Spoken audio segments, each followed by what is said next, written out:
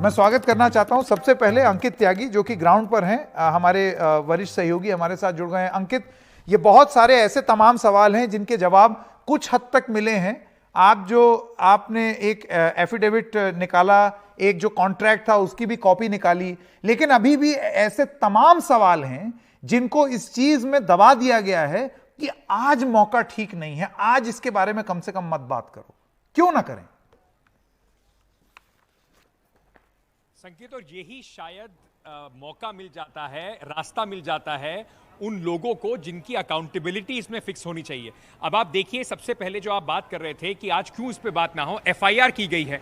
FIR में आपको पता है कि कॉन्ट्रैक्ट किस कंपनी को दिया गया था। एफआईआर में उस कंपनी का नाम तक नहीं है। आपने 2022 के मार्च में अग्रीमेंट किया, कलेक्टर साहब की मौजूदगी में किया, म्युनिसिपल कमिश्नर की मौजूदगी में किया, और आपने वहां पर उस company Ajanta private manufacturing private limited के साथ ये करार किया। आपको पता नहीं है किस कंपनी को आपने इसकी मेंटेनेंस और इसकी रिपेयर का कॉन्ट्रैक्ट दिया था, लेकिन एफआईआर में उनका नाम नहीं डाला गया है, क्योंकि अगर उनका नाम डलेगा तो कहीं ना कहीं डर है कि ये जो कोताही बरती गई है मोरबी की म्युनिसिपल कॉर्पोरेशन की, ये भी सामने आएगी। अधिकारियों को भी इसकी रिस्पॉन्सिबिलिटी अपने सर पे लेनी पड़ेगी। मैं फटाफट जरा एक आपको बता देता हूं, कुछ ताजा जानकारी है इस वक्त मेरे पास। ये हम जहां खड़े हुए हैं, यहां से आपको वो पुल जरूर दिखाई पड़ेगा, पुल के अवशेष जरूर दिखाई पड़ेंगे। यही बचा है उस पुल का जहां पर कल बहुत सारे लोग पहुंचे थे। संडे का दिन था, शाम को अपने परिवार के साथ। संकेत, मैं अभी एक परिवार से मिलने गया था। परिवार तो खैर वो अब रहा नहीं, एक व्यक्ति से मिलने गया था जो अपनी धर्म पत्नी और 3 बच्चों के साथ कल इस पुल पे गए थे। उनकी पत्नी और तीनों बच्चे कल यहां पर मारे गए इस हादसे में, अकेले बचे हैं। इस समय इतने ज्यादा शोक में, गुस्से में हैं कि उन्होंने मुझे देखते हुए भी कहा कि आप चले जाइए, मैं आपसे वरना बदतमीजी से बात करूंगा, ना आपको अच्छा लगेगा ना मुझे अच्छा लगेगा। मैं नहीं चाहता था कि मैं उनसे और कुछ पूछूं, मैं वहां से आ गया, लेकिन ऐसा हाल हुआ है। और ये मैं दर्शकों को बताना चाहता हूं, इस समय अगर आप देख रहे हो, पुल का जो दूर का हिस्सा आप देख रहे हैं वह स्वामीनारायण मंदिर वाला हिस्सा है। और अगर पुल का इस तरफ का आप हिस्सा देखेंगे जहां पर आपको एक किलानुमा आकृति दिखाई पड़ रही है, इसको कहते हैं दरबारगढ़। दरबारगढ़ की तरफ जो पुल का केबल था, यही पुल का केबल टूटा था, जिसकी वजह से पूरा पुल ढहा है। हमारी सूत्रों से, जो एफएसएल के जो फॉरेंसिक साइंस लेबोरेटरी होती है, उनके सूत्रों से बात हुई। उन्होंने बताया कि इस पुल की मरम्मत में भी केबल जो है वो लगता है कि नहीं बदले गए थे। तो केबल नहीं बदले थे, सिर्फ जो फ्लोरिंग है और उसके नीचे की जो टाइलिंग है और जो उसके नीचे जो खंबे लगे थे उसको सपोर्ट करने के लिए, उनको सिर्फ शायद बदला गया था। उसे काट के वो ले गए हैं जांच करने के लिए।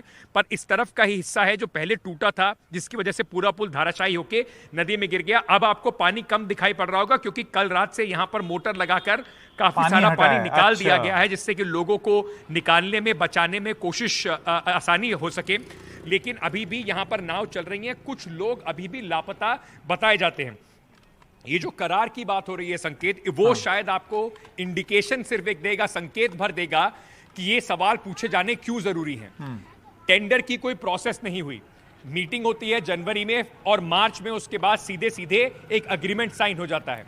और अग्रीमेंट भी देखिए किस तरीके का, 15 साल का एग्रीमेंट, 2022 से लेकर 2037 तक हर साल आप अपनी मर्जी से पैसा बढ़ाते रहिए। जनता, जो भी यहां पे पर्यटक आएंगे, उनसे अपने मन से पैसा लेते रहिए, वो कंपनी को जाएगा। साथ ही साथ 8 से 12 महीने का एस्टिमेट लगाया गया था कि इस पुल की मरम्मत में लगेगा। 7 महीने के अंदर अंदर, 7 महीने से कम समय में 24 तारीख को मीडिया के सामने यहां पे उद्घाटन होता है। 26 तारीख को यहां पर लोगों को आना जाना शुरू करा जाता है, उनसे टिकट करके पैसे की वसूली की जाती है। और हादसे के बाद आज प्रशासन कह रहा है, म्युनिसिपैलिटी कह रही है, हमें पता नहीं था, फिटनेस सर्टिफिकेट लिया ही नहीं था।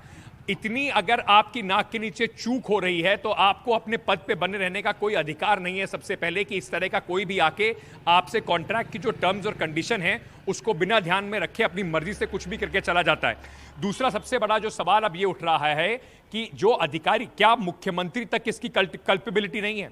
141 लोगों के मारे जाने की बात हो रही है। इस वक्त सब लोग यहां पर पहुंच रहे हैं। उनसे पूछा कि क्या आपने कोई एक्शन अपने अधिकारियों पे लिया है, तो जवाब देते बन नहीं रहा है। कह रहे हैं कि अभी राहत और बचाव कार्य में लगे हुए हैं। कौन सी राहत और कौन सा बचाव अब बचा है? जो कुछ लोग अभी यहां पर शायद मिले नहीं है, उनके यहां पे जो शरीर हैं, जो अवशेष हैं, शव हैं, उसको ढूंढने की कोशिश की जा रही है।